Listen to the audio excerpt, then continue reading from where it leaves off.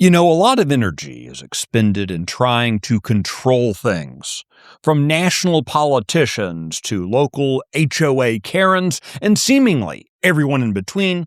Much of life is spent in the reckless pursuit of controlling others. I'm Michael Quinn Sullivan with a reflection on life and liberty.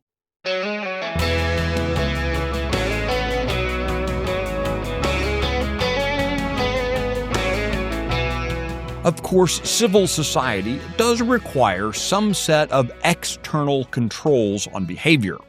As St. Paul explained, government ideally exists as a, quote, avenger who carries out God's wrath on the wrongdoer.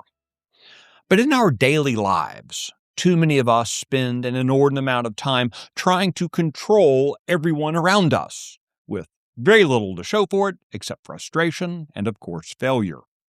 I know people who let their attitude, good and bad, for a third of the year be determined by the performance of college-age men on a football field. Yell as hard as they might from the living room couch, though, that receiver just won't take their counsel. There are only three things any of us can truly control. Those are, 1, who I trust at any given time. 2, how I react to circumstances. And 3, what I do in a given situation. I cannot force you to trust anyone. I can only perhaps explain why I trust the people I do. You cannot make me honestly react favorably to circumstances I find intolerable any more than I can compel your sincere actions.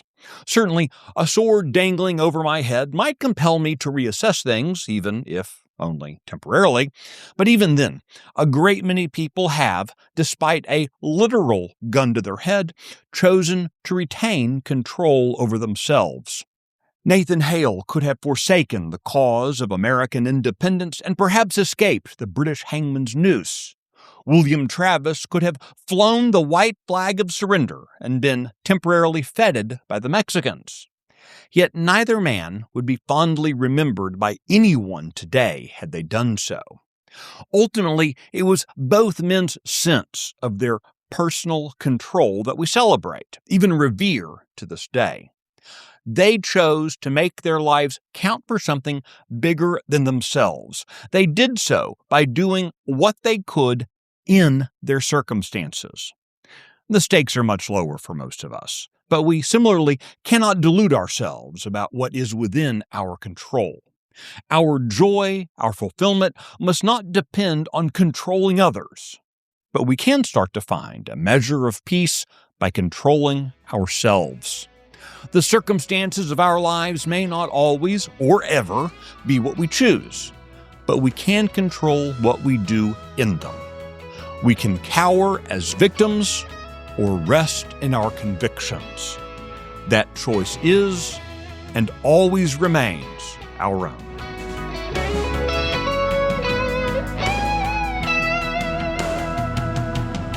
The Reflections podcast is presented by Texas Scorecard. If you like today's message, be sure to rate it, leave a review, and encourage your friends to listen. I'm Michael Quinn Sullivan. Thanks for listening.